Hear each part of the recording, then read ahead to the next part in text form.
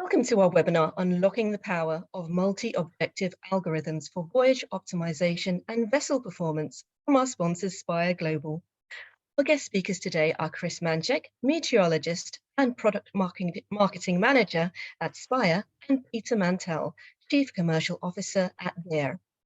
If you have any questions about the topics today, please type them in the Q&A section and we'll get them answered for you at the end of the presentation. Here is our host, Carl Jeffrey, from Digital Ship, to explain more. So our theme today is how we can optimize voyages when we've got multiple objectives. So by that, I mean there's multiple things we want to achieve. So a desired arrival time, a desire to minimize the duration of the voyage, a desire to minimize fuel costs and emissions, or to keep just inside the C-band of CII, or a desire to minimize the need to use more expensive, lower sulfur fuels. You might have charter party or bank loan conditions you have to meet.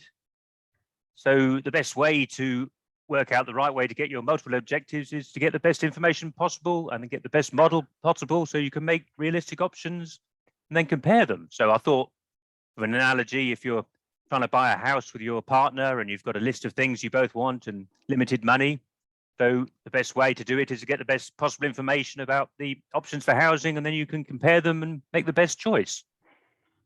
So we're going to hear from a British voyage optimization company called Thayer. They've developed a multi-objective optimization algorithm. Thayer works with a company called Blue Wasp, which it thinks makes the best hydrodynamic ship models. They model the ship's movement through the water in 4 different directions, as well as modeling the hull loads, the rudder loads, the propeller and engine, resistance of the waves, and vessel fouling. And Thayer is also fully integrated with what they think is the best available weather data services, because weather is perhaps the most important component of voyage optimization. So we're going to hear from Thayer's partner Spire, who is sponsoring today's webinar. They gather weather data using satellites, and they say this enables them to provide more accurate forecasts than any other public weather company. So our first speaker today is Chris Manchek. He's a meteorologist and also product marketing manager with Spire. He's based just outside the city of Madison in Wisconsin. And then we're going to hear from Peter Mantell, who's the chief commercial officer with Thayer. He started his working life as a chief and second officer with Dutch shipping companies, and he's been working in maritime digital technology since 1988. And he's based near Southampton in the UK. So as usual, we should have plenty of time for Q&A in the webinar. Please put questions in the Q&A box and we'll take the questions at the end. And I'd like to invite Chris to start his talk. Great, thanks, Carl. Appreciate the introduction and the kind hosting here today for us. So Peter is driving the slides, so I'll have him jump ahead to the first one, which is just a quick outline on exactly what we plan to cover today for everybody.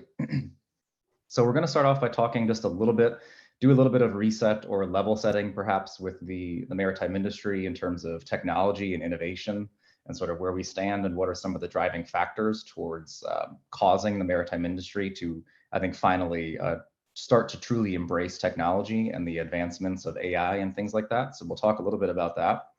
We'll also spend a little bit of time talking about the weather data that Spire Global has in our possession and how we have an advantage in the marketplace and how that's important for people and companies like Thayer when they're looking at building algorithms and trying to make the most sense of weather forecasts to keep vessels and cargo safe, but also to use the most efficient route possible and all the other objectives that we have at play here. And then I'll hand off to Peter, who will spend the bulk of the time talking through their voyage optimization engine, the differences between single and multi-objective. I know there's a lot of potential jargon or technical details that we're going to go through, but we're going to do our best to make it very easy to understand, very clear and cut. What are the differences and what are the advantages, and ultimately what's the business value of using a multi-objective algorithm versus what's traditionally known as a single objective. Then we'll spend just a few minutes talking about different types of ship models and why it's really important for part of this process to have a very high fidelity, high quality ship model. And then we'll of course conclude and have time for questions, as Carl mentioned. So without any further ado, we'll jump right into the first topic of the technological innovation in the maritime industry. So there are a number of different factors that are driving this. Peter, if you'd like to change slides, that would be excellent. Thank you. So it's pretty interesting because there clearly is a shift in the maritime industry where we're seeing there's many days that happen in a work week where I see on LinkedIn a new startup, some other new company entering the maritime innovation space, right? Trying a lot of different startups and different companies who are aiming at a lot of the small different pieces of the entire industry, where they feel like there are value or there's opportunity to optimize. So because that's happening, it's very clear that like there's an interest in the industry to adopt more technology, because you wouldn't see so many new startups and other companies and technologies entering the space if there wasn't a need for it. And so here we are with Fair and Spire, and we're very far down the path already. So we're not in startup mode at this point, but what we have is a very rich solution that fits very nicely in this technological wave, if you will, of maritime innovation. Some of the factors, though, that like the external factors that are sort of pushing this along, aside from just what I'm seeing, from just more startups and companies entering the industry, is just, of course, a global trade increase, right? There's just more goods flying around the earth. We have a need to get things from A to B as fast as possible, and that demand is not going to slow down. We saw interesting things happening with the supply chain in response to the global pandemic, and that certainly spotlighted some inefficiencies and some ways that we could do things better. Now that that has subsided somewhat, it's still important, right? We still have global trade that's going to continue to grow. There's no reason to believe that that's going to slow down. But at the same time, you have to comply. There are new CII requirements. There are other things, external pressures that are happening where even companies like Amazon, or when you go to purchase something, you can sometimes see if a company you're buying from is climate pledge friendly, I think is what they call it. I'm not sure the exact terminology, but I noticed that and I thought, that's interesting, because that's a signal from a very large corporation. And Amazon isn't a maritime company, at least not yet. Who knows? They seem to get their hands in everything. But it's interesting because it shows that they believe that the general public is interested in knowing whether or not the goods they're purchasing are coming from companies that are climate conscious, that are doing their best to try to put their best foot forward to reduce carbon emissions. So I just thought, yeah, it's interesting. And I think that is a common theme, is that as the population continues to become more aware of climate change and some of the effects. I'm sitting here in Wisconsin today with very hazy skies. There's a massive amount of wildfires in Canada that I'm sure a lot of people are aware of that have been affecting different parts of the world, and it prevents us from even being able to go outside and enjoy a nice time in the summer. Also in the maritime industry, we of course have increased competitiveness, and that gets down to what I was bringing up earlier, which is just more companies entering the space from a technology perspective, but also things have been pretty profitable for a while in the maritime industry, I believe, overall. And that's probably going to shift as fuel prices are finally getting back to a point where you may actually experience some losses. So like the need to optimize a vessel for strictly being as performant as possible because you're trying to remain profitable is something that, if it isn't already at the forefront of your mind, will become very soon in the next 6 months to 1 year. And then, of course, all of the technology innovation that's happening in the maritime industry results in a massive amount of data generally being collected. And data is usually good. That's a good first place to start. It's nice to have sensors and connected vessels and, a sensor on multiple different parts of the engine and the hull and everything else that tells you information about the vessel's performance. And gathering all that data is really valuable. But the data by itself is inherently not valuable. You just end up with a massive amount of storage costs just sitting on a pile of data. It's what you do with that data that can actually unlock quite a bit of true business value. And you'll see how that happens with the voyage optimization and the ship modeling and the weather data that we're providing. So that's just a quick reset on what we're looking at from an innovation perspective in the maritime industry. So Peter, if you wouldn't mind going to the next slide, I just have one more topic to cover, and then we'll hand it over to you. So our role at Spire, as a lot of you may know, Spire is a global satellite constellation company, right? So we have a tremendous amount of information that we're gathering on a hourly, daily, minute-by-minute basis, right? So essentially in real time, our satellite constellation of anywhere between 120 to 150 small satellites, these are no bigger than essentially a laptop, flying around the Earth, collecting lots and lots of different information. So pertinent for this discussion today, our satellites are gathering global AIS positional data. So we have a complete understanding of where every vessel is on the planet. We even have ways to detect if vessels are spoofing their location. You know, if they're pretending they're somewhere else, but they're actually in a different location, we can actually detect that with our satellite capability as well. So that's really important, of course, just for situational awareness, and every vessel and every owner operator needs to know where all these ships are. But we also are producing, or gathering rather, a rich observation of weather data from the same constellation of satellites. So we can do multiple things with each satellite. And when we're gathering weather observations, we're also gathering them, as the small image depicts, we're gathering weather information in the middle of the atmosphere and the upper levels. So it's a full three-dimensional picture, which is really important because traditionally a lot of weather observations actually occur just at the surface. And while that may seem like that's the most valuable because that's where like we all live, right? It's like we're all walking around the surface of the earth, unless you're in an airplane, or you're on the surface of the ocean, right? You care about the weather conditions at the ground and typically not much about what's happening above your head.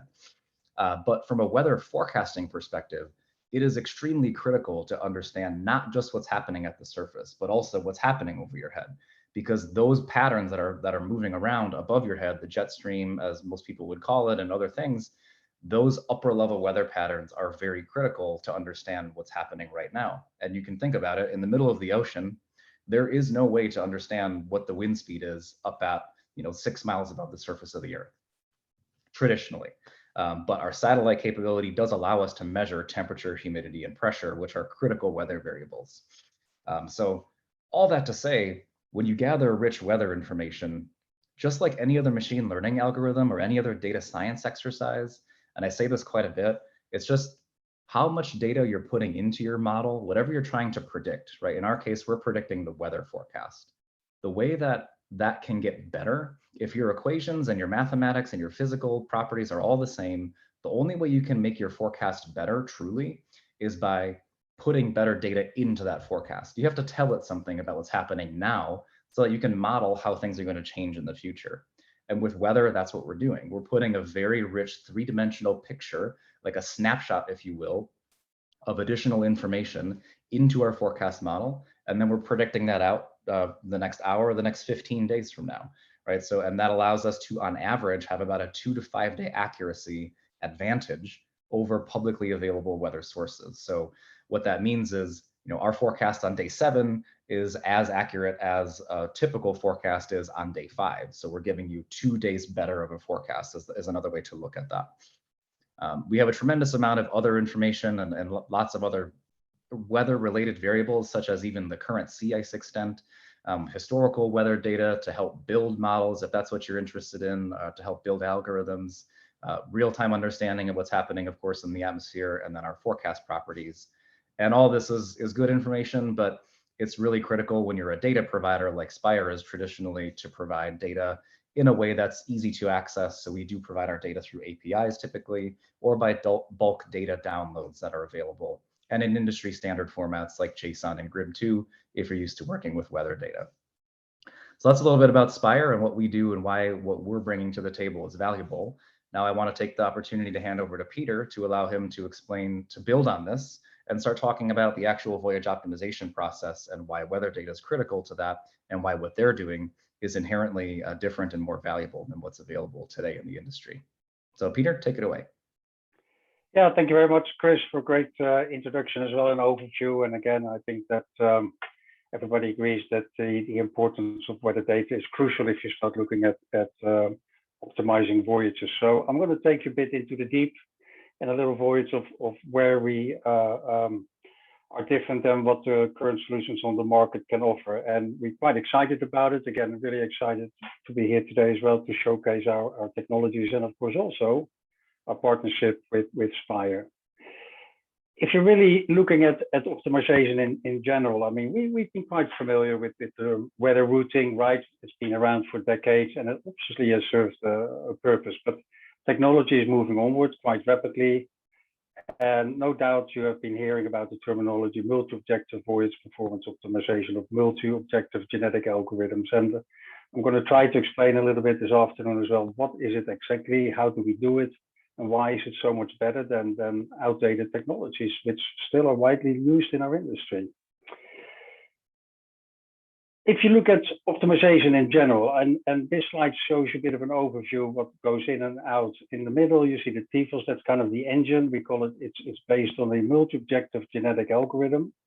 I'll come back at it in a second, but there's three really core elements which are extremely important, and they drive the overall accuracy of the optimized voyages. Of course, as Chris already mentioned, it's the quality of the weather data, the forecast more specifically, and again, Spire has an advantage by having their own constellation of low orbit satellites which supplement the data to actually further improve and post-process the weather forecast. But also, do not also forget about the quality of hindcast and climatological databases, because quite often voyages are extending in duration over 15 days. So if you have a 20-day voyage, you still also need very accurate data sets to also computate the behavior of the ship after it runs out of the actual weather performance grid, which is typically 15 plus 1 day. So you still need 4 days of really good accurate data to further calculate the behavior of the ship and to optimize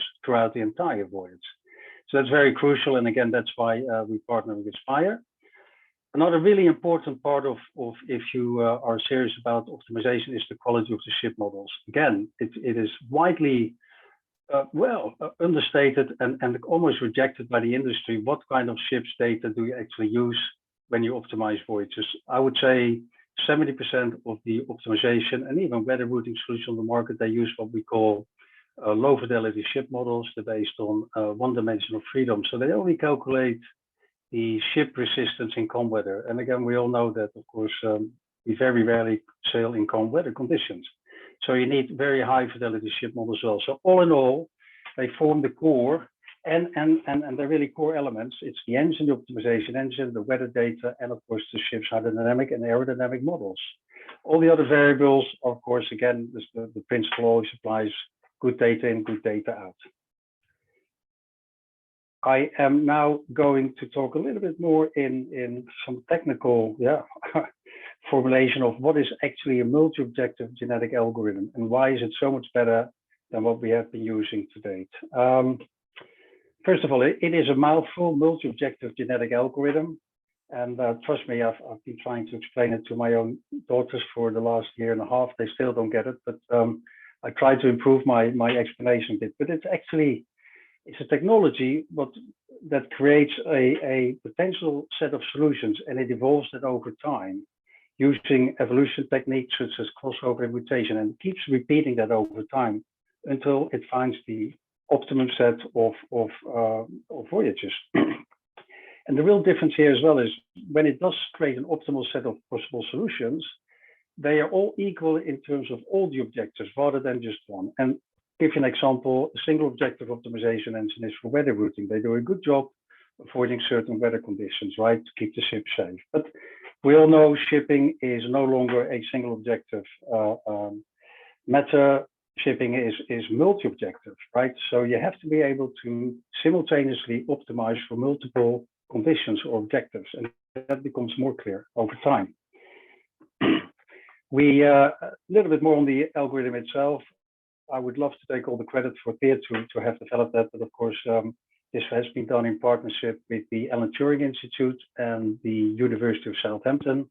They spent over a decade in research and development to optimize this multi-objective genetic algorithm, and actually under a, under a UK-funded program, a sprint program, we actually applied it to maritime applications. So it's not something you think, hey, that's a good idea, let's develop that. It'll take years and years to develop it and to finance it to maritime applications. On the slide, you see a few different, I'm sure you probably scrolled through them already, but again, you can optimize simultaneously for multiple objectives, and I'll come back on that in a second. Another thing which is really important as well, it's fairly easy and quick to add different objectives to the overall computation and equations, because we keep changing our objectives. We're adding more objectives. We start optimizing for ships that are fitted with energy saving devices. We want to optimize accurately, for example, for CII rating, fuel routing, etc. if you use a multi-objective genetic algorithm, it's quite easy to add multiple objectives to the algorithm itself, and it takes it into its computation. Another real, I think, benefit and USP of multi-objective genetic algorithms, they maintain their accuracy and efficiency over longer voyages, and that's where you see a dramatic drop-off in accuracy, the single objective optimization engine, because a multi-objective genetic algorithm evolves the population of possible solutions over time and keeps doing that. So there's kind of a brief overview. What are the differences between single objectives? And again, we've all been using them for over a decade, more specifically in routing, weather routing, so to speak. But again, like I said, it's time to embrace new technologies, and they come quick and rapid. These are some numbers. I know everybody loves numbers. We love numbers. Sometimes they're hard to prove. We all realize that, but these are some pretty accurate numbers we have been seeing coming out, benchmark studies, user case studies over the year. And I won't focus too much on it, but you can see here some numbers. If you use multi-objective optimization algorithms versus single objective and optimization engine, you see that there's quite a big difference in already the accuracy. You can increase the overall accuracy of fuel consumption by 5%. And that even further improves to 7.5% if you look for duration of the voyage, and even up to 8% when you look at time charge equivalent optimization. And this is on top of what the existing optimization solutions already bring to the market. So you can imagine the numbers are quite staggering. And I'm always surprised why it takes so long for shipping to adapt new technologies, because they spend lots of money looking at alternative fuels, which is a multi-billion-dollar industry. Here's something which is readily available. There's no capital expenditures required. You can actually start tomorrow. Yeah, we have the weather, we have the ship models, and we have the optimization engine. And again, this is quite, you see, if you have an average fleet of 100 vessels, you create some numbers for that, but the numbers are actually substantial. And these are, I hate the terminology low-hanging fruits, but this is just there, right? Of course, you need to implement the technology, and also operational. You have to make sure that the ships start, following the recommended voyages, but the potential savings are huge. Yeah? And the investment is relatively low if you start comparing it to, for example, energy saving devices like putting wind power, propulsion assistance, or air lubrication technologies, or even looking at alternative fuels.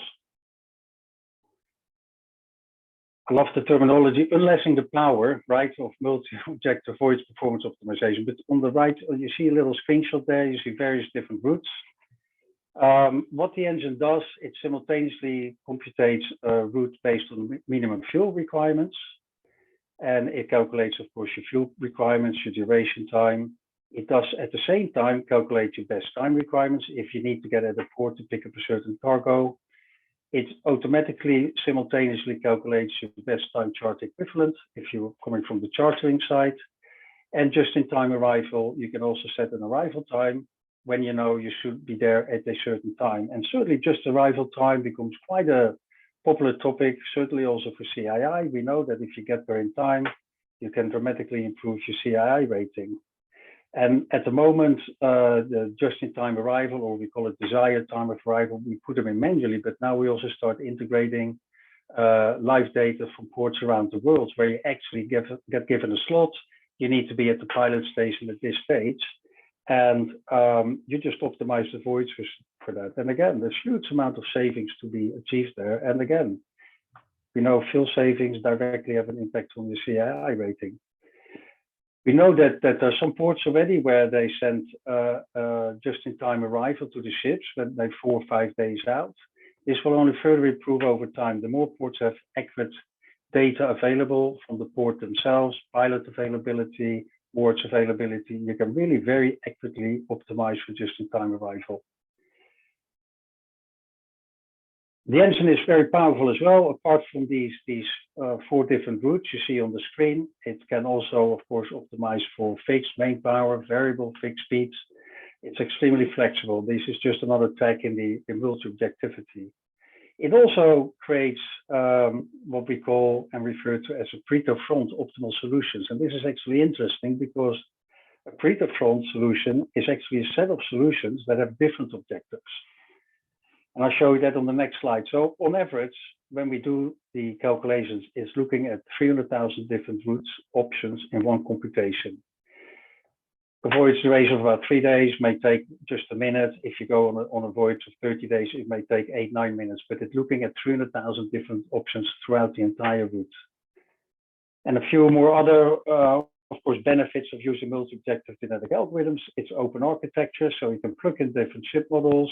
You can plug in different data sources. It's extremely open architecture. So if you have, for example, your own ship models, you don't have to use the ones we do recommend, but you can plug those in. Different data sources going in. It has a truly open architecture, and it's future-proof because we're just starting to look at what do we want to optimize for, right? And we, for sure, over time, we're coming up with new objectives we really want to optimize for. This is a couple of slides on the Pareto front. Like I mentioned, the Pareto front, it's a nice benefit of a multi-objective genetic algorithm. What it does, we make another 1,000 routes available, depending on the objective. On the left slide here, I'm not sure if you can actually see it on the screen, but there's the relationship between voyage duration and fuel consumption. So you can pick any of these voyages which sit between best time of arrival and minimum fuel consumption. And again, on this screen here, the red voyage is your best time of arrival. The green line here is your minimum fuel voyage, and the white is the just-in-time arrival. And I hope you can see that there's a lot of little fiber optic lines in between. These are all your Pareto front routes. So if you have different objectives, like for example, departure time, arrival times, duration, ECA fuel cost, low sulfur fuel cost, that's becoming a bit of a thing as well, where you get text on what type of fuel you are burning. So you can pick that depending on your own objectives and what you want to optimize for. So extremely powerful. And again, we will see many more different objectives we're going to optimize for in the future. And this technology is future-proof, so to speak. This is where it gets really nice. I hope we have some time for a little live demo. So I have to switch my screen here, and I will stop sharing for just a minute.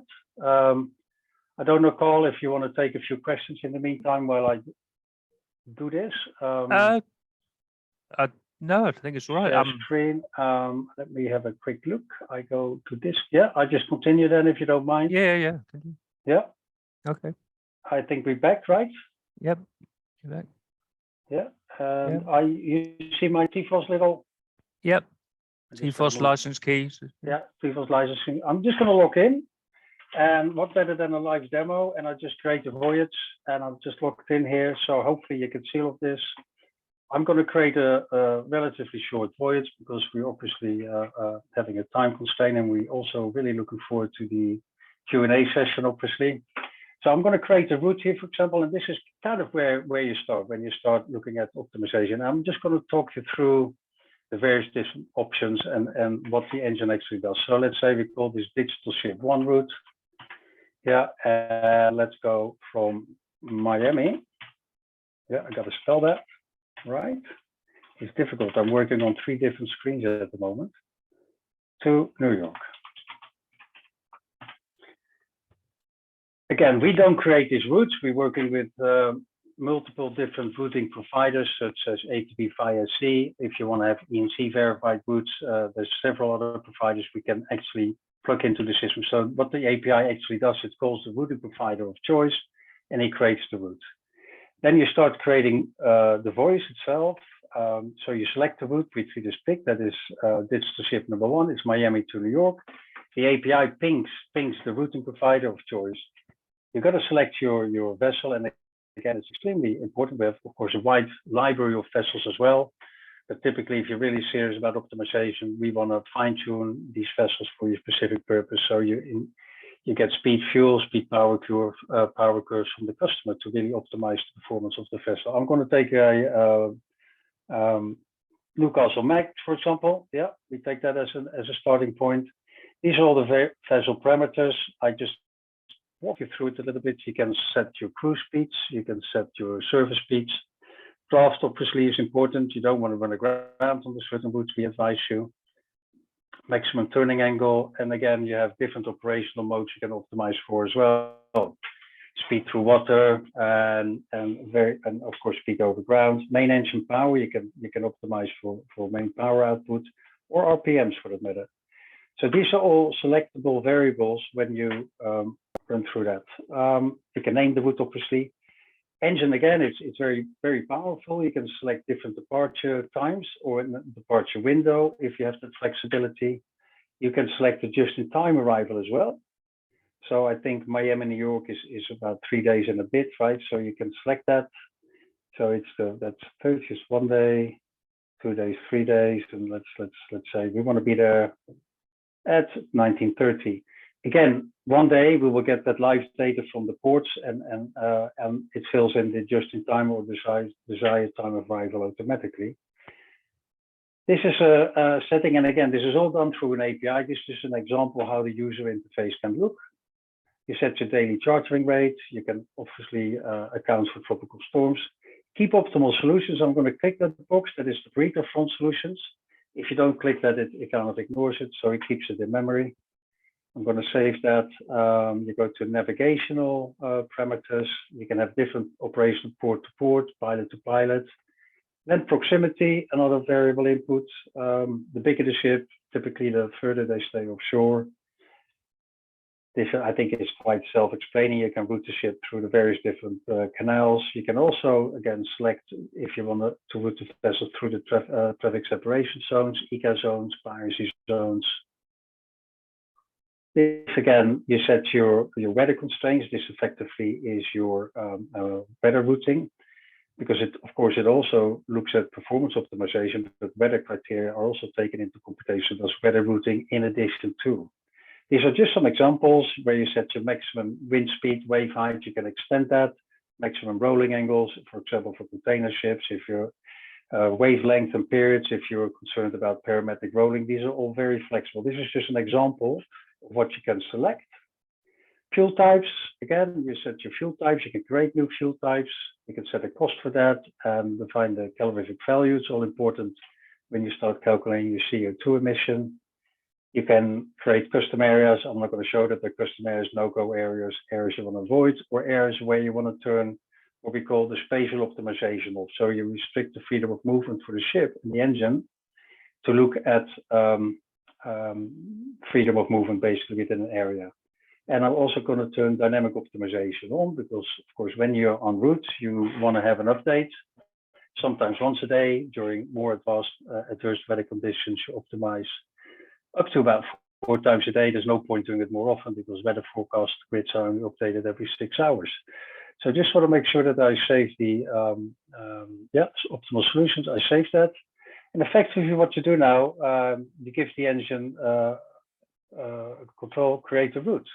And then the engine starts computing and looking at, on average, at about 300,000 different routes.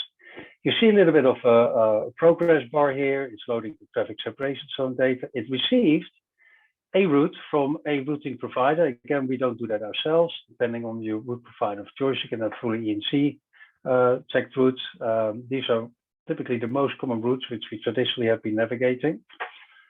How does the engine work? And again, you see it started the optimization process already. What the engine does, and this is really quite interesting to understand the principle behind it. It takes a base route. We refer to that as the first order of approximation. Around that route, you see the dotted purple line. We call it a mesh. You can create a mesh, and within that mesh, the engine and of course, and the vessel has the freedom of movement to really look for the most optimum route. And of course, this has got to do with tide currents, ocean currents, weather conditions, wind direction, wave, swell, etc. So it really looks within this mesh for the most optimum routes. It's clever as well. Again, the mesh size is you can set that to 0. Then you bring it back to the original route. Doesn't mean it stopped optimizing. It still continues to optimize for speed. You see, for example, here in a minute, you'll see it loads the traffic separation zones. It slowly routes it back to the original route. It stops the spatial optimization, i.e. the freedom of movement. It will continue to optimize for speed or power, right? If you decided that choice. So I'm going to go back to the routes itself here. Yeah, see where we are. It's almost done. It's 90% through the computation. And what it does, it automatically spits out a set of routes. Yeah. And then it's up to you which route you would like to set. So here, a quick overview. You see, well, it's almost on exporting the Voyage solutions now. This is where it gets really interesting, right? And again, this is just live. This is sitting on Amazon. Yeah, I'm going to turn the mesh off because it gets a bit busy on the screen itself here. I'm going to hide the mesh. You have different kind of maps. I'm going to load the satellite map here. You can have ENC data as an underlay. It's extremely flexible. Again, it's the open architecture nature of the engine and API itself. So this was the original route. I go back here. Yeah. So the green route, I go turn it back on for just a second. If I turn it on, this is the minimum fuel route. So the engine looked with a specific objective in mind. I want to burn as little as fuel as possible or create as little of a carbon footprint as possible. You see, this is, I think, quite obvious. It's taking advantage of the Gulf Stream here. It creates the route. Again, there's a number of routes, best time chart equivalent. I'm going to skip that for the time being. I'm also going to highlight the best time route. Yeah. Can I just point out to viewers, you can zoom into the thing with there's a setting at the top of your Zoom saying view options if you want to look at this larger so you can see the numbers. I'm going to do that myself. Is it difficult to see, Chris? I can zoom in a little bit as well, or in the, yeah. If you want to see the numbers, I will talk you through that in a second. And I also got to put the just-in-time arrival route, right? Which is slightly in between. So the just-in-time arrival route, we actually selected what time, the optimum time for arrival is. And what it does for each route, it calculates your fuel consumption. And this time it's actually sailing into ecozones all the time. And it also computes your carbon footprint with the relevant cost, related cost. And you see there's a huge difference already between minimum fuel and best time arrival cost, right? It's a huge difference because obviously best time the ship goes as fast as it can to get there. And again, just-in-time arrival sits there somewhere in between. So in just-in-time arrival, it consumes 132 metric tons. Best time, almost 139 metric tons. And minimum fuel, it only consumes 86 metric tons. Huge difference in pricing, carbon footprint, etc. What it also does, again, this is just it's just a user interface. You can select different little mid-ocean parameters, wind, for example. You can select significant wave height. This is just an example of what we can do. You have different layers here. You can turn the weather off, traffic separation zones, eco zones. If you turn the eco zones off, it gets a bit. Let me go back to ocean currents here for a second, right? So you see the eco zone. So it's quite nice user interface how to display the routes. But again, this is just an example. I want to also show you what it does with the Preter front. We mentioned that before. The Preter front also, because the engine computes over 300,000 routes, right? But what we do is we make available another 1,000 routes, yeah, to the client basically, or throughout the engine. Each route has a unique ID number. You can select the route on departure time, arrival time, different type of fuel consumptions, right? If that's important. And again, this is interesting. You know, some countries start taxing on different type of fuel, so that even becomes an objective you may want to optimize for duration for its duration and total cost. Now, this is a long list. As you can imagine, there's 1,000 routes. We could make that 300,000 routes. That's a bit excessive because the choice is already difficult to make. You can have different ways how you can analyze the routes. Here you see the voyage duration versus fuel consumption. You can pick any of these routes anywhere in between, for example, best time or minimum fuel consumption. What's also nice, for example, I can show them on the map as well, which is really gives you a really good impression of the power of a multi-objective genetic algorithm. You see, if I zoom in, if I turn the weather overlay off for a second here, yeah, you get a really pretty picture. I think it's almost like they look like fiber optic lines. All these white little lines in between. Again, the green route is the minimum fuel route. The red one is the best time route and the just-in-time arrival route. You see all these little fiber optic routes. These are all different routes which are available depending on the objective you want to optimize for. So extremely powerful. Let's go back. Sorry, let's go back to the Voyage itself. Again, there's a playback mode in here. You can fast forward where the ships are. You can see how the ships move. Of course, throughout the routes and the route files themselves, they have all kind of information available about the vessel, the wind direction, the wave direction, the currents, the fuel consumption, yeah, and power settings. And effectively, what the engine does, It exports the routes. You can select what routes you want to export. Again, this is just an example. What file format? RTZ files, they of course used with the navigation system. So these routes end up in the navigation in the active system. JSON files contain a lot more information on the route itself, like fuel consumption at certain waypoints, main power settings, etc. And that's in a nutshell how the engine works, right? So yeah, I'm gonna stop sharing here for a minute again. I go back to the presentation. We can always come back here to this if there's any further questions on that. I'm stop sharing here for a minute, and I'm gonna go back to, if I can find my share button here again, I'll go back to the slide presentation. Yeah, here we are. Share. We're back. Always nice when technology that's works. fine. Yeah, we're back again, right? So I'm going to go to the next slide as well. And we briefly touched on the topic as well. 3 core elements. Of course, you really need to start using a multi-objective genetic algorithm to optimize your voyages. You need the best weather forecast data and mid-ocean data set, climatological data, hindcast data. And again, I can't stress the importance of using good ships, hydrodynamic and aerodynamic models in there. And we know, because we've been in industry for a long time, that most solutions are using low fidelity ship models. And if you go back to the higher fidelity ship models, of course, the models they take in real-time data, that's of course the optimum, but you've got to make sure that you at least have a model which is based on 4-dimensional freedom. Again, we partner with Voyage Marine. We have other, again, it's an open architecture. For example, with Euronav, which is one of our largest customers, they use models provided by Tokwa, which are dynamic models that get, and again, Euronav is one of the companies where they get high fidelity, high frequency data from the vessels.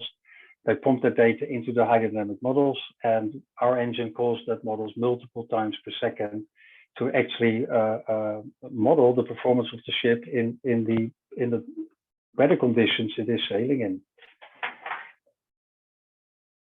I'm now gonna give it back to Chris for the time being. Chris, you still with us? Yeah.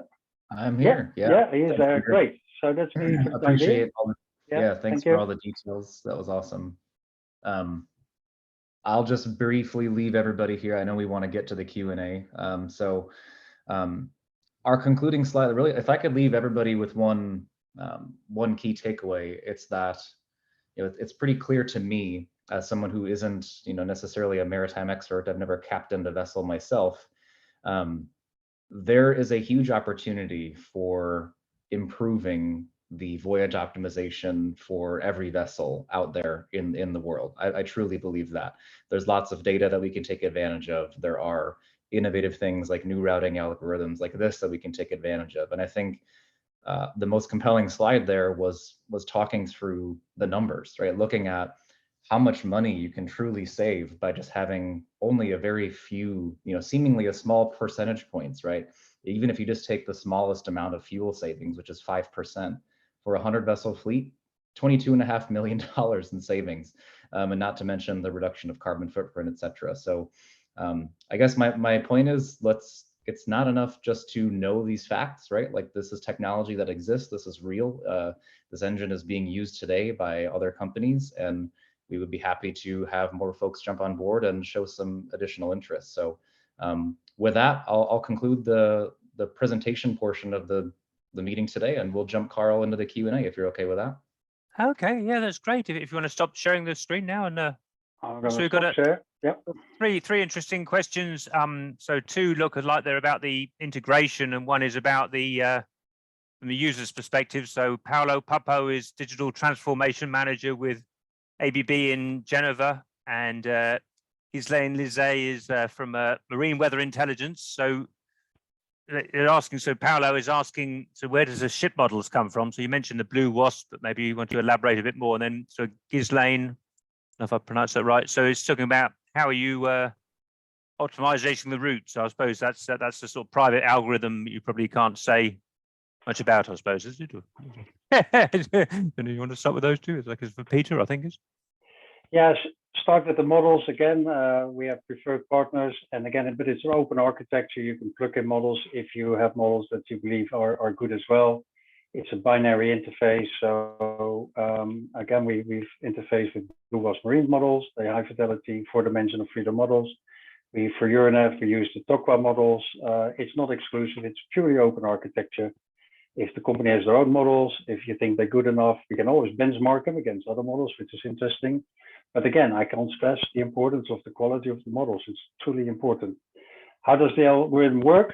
Give me $1 million and I'll tell it to you. And but again, I mean, trust me, it's been developed, of course, as a multi-objective genetic algorithm developed over a decade of research and development with the Alan Turing Institute, the famous institute, of course, on AI in the UK and the University of Southampton. And we're very lucky to be partnering with them. And actually, one of the professors from the Alan Turing Institute also sits on our board, right? And there's an ongoing relationship as well, because technology always evolves, we get better. We're looking at, improved computational speed, for example, of the algorithm. So we don't stop here. It is ongoing. Yeah.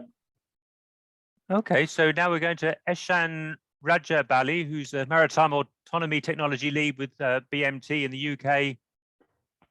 So on the user's perspective, how do you trade between different objectives? I suppose that the answer is that that's down to what the user has to figure out. But and then he's also asking, there's many multi-objective algorithms. He says, why do genetic algorithms work best? I think he might mean generic, but I don't know.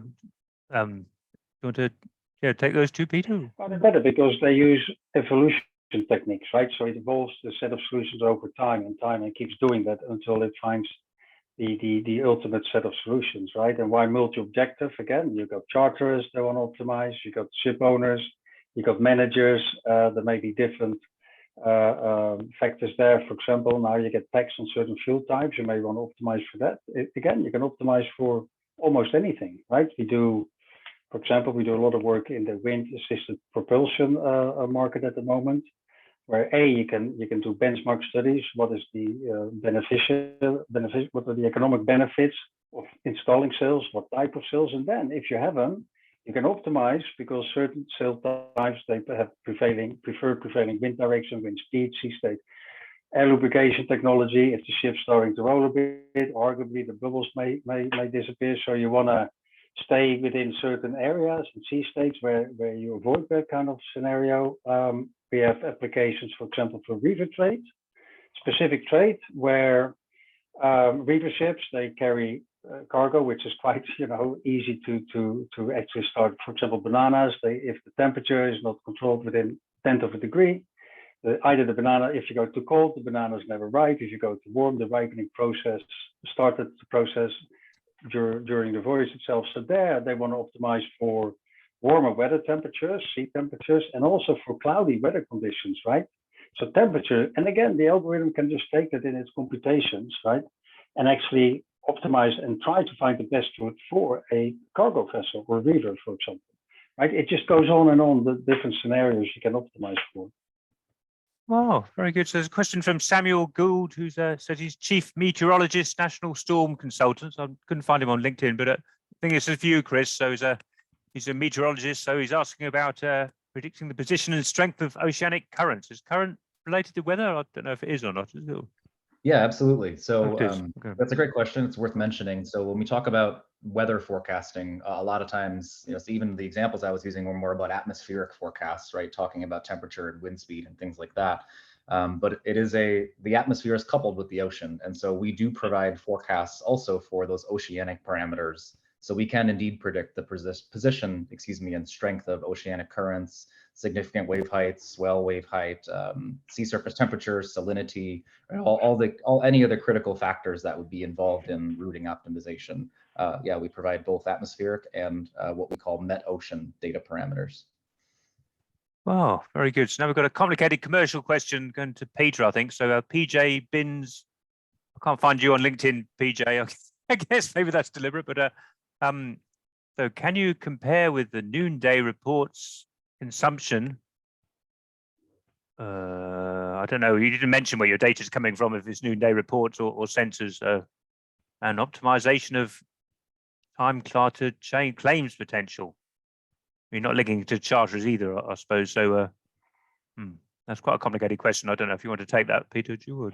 Yeah, I'm not really sure what I'm just trying to No, read it as well. Non-report consumption versus, again, the engine is an API. You can build all kind of functionality around the API, right? Because there's so much data being available from the various different routes. You can import routes, for example, right? Where you can compare routes. You can derive various different computations as well. It does optimize for time charge compliance if you want that, or time charge equivalence. They're two different things. So if you, from a charter's perspective, yeah, you put your charter party conditions in there and you can optimize for that as well.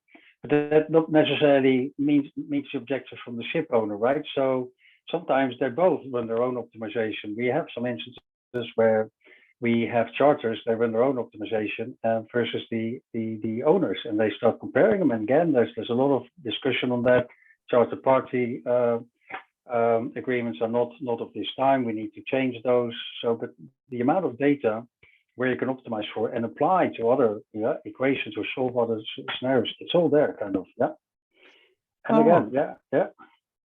Oh, very good. So interesting question from Eshan from BNT. So he's asking about the frequency of weather updates. So I was at a press conference where another weather company was saying he thought high frequency weather was a disaster because it could be like some small change of pressure suddenly changes the algorithm and tells the ship now it's got to stop going south, it's got to go north instead, and it'd be terrible for the crew. And he was recommending a sort of 24-hour frequency. Although Eshan is saying perhaps if he's from the world of autonomous ships, perhaps more frequent updates would be better. Do you have a view on the best frequency for weather updates? Because it's quite a complicated question, isn't it? Is that for Peter, I think, as an ex-seafarer? Well, listen, you know, we see quite a difference in use, right? On average, we see that the ships request an update, and that's effectively new optimization, right? When the ship is in transit once a day, right? If they really are navigating in bad weather, right? And for example, certainly, you know, hurricane, tropical storm navigation, they want to know, they want the latest information, not to get in the eye of, you understand it, or avoid certain sea state. You see more often, again, we get weather updates from Spire every 6 hours, right? So 4 times a day. There's no point keep clicking, but sometimes, you know, captains get a bit worried, right? But yeah, it depends a little bit on the weather condition. If it's nice, calm seas, they may just keep going, right? But no, if weather changes, it gets worse. Yeah, at least, you know, every 12 hours, for example. Yeah, is probably more than enough.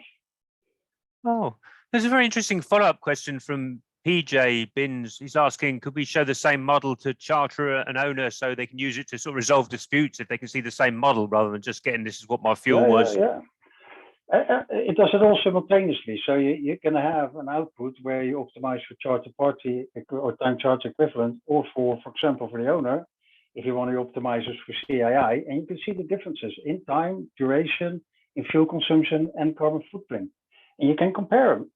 And together you may decide we're going to go sit somewhere in between using the pre-front solutions, right? Yeah. But it's also about resolving disputes, I guess. It sounds like he's from the broking world. So right. If the charterer is saying you used more fuel than you should have done, or you should have gone this route, so instead of having a debate over email, they can say, look at this model, tell me what you would have done with the same information we had. So I guess but this is what a lot of charters are starting to do. They run their own models, right? And right. Listen, we think you can get there in X amount of days and consuming so much fuel, while the ship, in reality, spends longer at sea and spends more fuel. And then you start generating questions and answers, and they will have to discuss it. But it's becoming more transparent with the technology which is available these days, right? Yeah, I mean, if they have the same model, they can discuss it together, can't they? Rather than fighting over. They can run them together, or they can, yeah, absolutely, or share them, share the results, because all these files you can export, import. Again, you can import them. Typically, they go into fleet performance management systems, right, where they get real-time data as well. They quite often do post-voyage analysis versus the recommended route versus the actual time and fuel savings, and then they start, well, why is there a difference? Quite often, sometimes the captain decided to take a different route because he feels like he's done so for the last 200 years, right? So, and they don't necessarily believe in technology, but this is it. It also requires a behavioral change, right, from the owners, from the charterers, from the actual crew on board of the ship. Yeah. Well, so we've got a question from a shipping company now. So Ashish Roy is from the Voyage Optimization Department of Synergy Ship Management in Singapore. He's saying about optimizing route for ice areas. Is that for Chris? Or I'm not sure who's best to take that. Yeah, easy. Sea ice extent is absolutely considered. It's considered both in the weather forecast, right? So our weather will, it's going to generate waves and currents and things like that only where there is open ocean.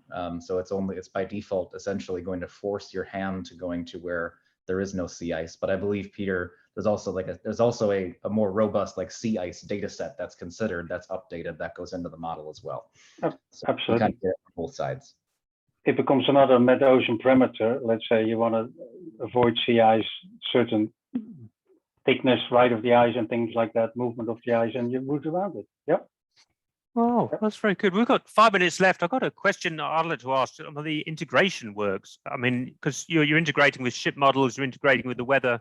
I'm just imagining the data architecture sounds phenomenally complicated if you're sending these interrogations to Spire a million times a day, asking for weather updates, or you're downloading their whole database. I don't know if that's an easy question to ask, or plus revised ship models from TOC where they're getting updated the whole time. Is this a simple thing, or is it, I guess it's very, very complicated how the integration works, is it? Once you've done it, it's simple, right? But no, of course, there's a lot of development, R&D behind the technology, obviously. But and again, if it all sits in the same cloud, you don't have any latency, because obviously each API calls the other APIs. We call the Spire Weather API, and we call the API from the ship models. So the closer they sit together, the quicker it is, because people are by nature impatient, right? They want to see these computations done in 30 seconds. But if you look at 300,000 different route options and you have high fidelity and quality weather data and ship models, it does take some time, right? But if they sit on the same server, right, you can really optimize that computational speed as well. Yeah. Well, so there's a question from Jean is in Montreal, Quebec, asking about short sea shipping on the Great Lakes. It's got to be for Chris in in Canada. You're pretty close, aren't you? Like the St. Lawrence Seaway. Is it? I guess you do weather for those just the same, isn't it? Yeah. Yeah, certainly weather forecasts and those parameters are available there. And Peter, correct me if I'm wrong, but I believe you can also optimize voyages in the Great Lakes. It's as long as the navigational database has the right information. There's no reason you couldn't do that. Yeah. Great Lake navigation, again, I've been there many times, which is wonderful. Got stuck in the ice once, because we didn't have it. And this was actually, we were without the season, so the Coast Guard was in no hurry to come and help us, by the way, the Canadian Coast Guard. So they left us there for about 3 days. Because we're doing that at our own risk. But there's no reason why you can't optimize on the Great Lakes. But I think the amount of spatial optimization, freedom of movement, it's somewhat limited. So you reduce the mess, but you still optimize for speed. You can optimize for arrival times, departure times. So again, there's definitely a business case to be made. Absolutely. Well, we're coming to the end now. I think this is an amazing story. It's amazing the kind of optimizations you can see from getting weather, which is not just normal weather, but particularly good weather. I don't know, Chris, as a representative of our sponsor, do you want to have a final word for a minute, and then we'll go back to France? Yeah, I really appreciate the time, and we had a great attendance here, so I appreciate that from everybody. And Peter, thank you again for taking us through the engine. I know there was a lot of questions that were spurred once you started showing the interface, which is what we expected, because there's a lot of potential out there. So we're super happy to be working with Peter and his company on this partnership, and excited to bring this product to market. Oh, well, thank you very much, Peter. Any last words? Yeah, because I really think it's about time to call for some regulation and minimum performance standards on the optimization engine, the quality of the weather data, and the ship models that are being used in these kind of technologies now, because there's just simply a lot of technologies out there that are missing either one or more parts of this overall equation. So, but we know it's difficult with IMO. But I think it's time to call for regulation. I hope we get some support in the maritime industry on that. And something funny as well, because it's always nice to do a joke, right? Quick one. We're talking about artificial intelligence, right? And this is all, of course, it's multi-objective data, a subfield of artificial intelligence, saying what Spire is doing with the post-processing of the weather data and their own proprietary weather models. But so I actually called it my personal AI assistant, right? And asked for a maritime joke. And I'm surprised, by the way, that we didn't get more questions on CNI. But so my personal assistant came back and he or she or it came back with a joke of the day. He said, they basically said, why does the ship captain go on a diet? Because it wants to reduce its dead weight, right? So, and again, this of course has a direct impact on CAI, but this is again what AI does for you. So but again, a really pleasure. And again, we're extremely proud to be working with Spire as well. And of course, Carl, thank you, and Digital Ship also for hosting the seminar. So oh, that's great. So enormous savings possible with better models. That's an important message to leave everybody with. So I shall pass back to Farhan. Thank you very much. Great. Thank you to our guest speakers, Chris Manchek and Peter Mantel, and to all our viewers. We'll be sending you a YouTube video link soon with contact details if you have any further questions. Stay tuned for our new series of webinars on vessel performance digital tools. You can check out more details and register on our Vessel Performance Info website. Goodbye. Bye-bye. Oh. Goodbye, everyone. Thank you.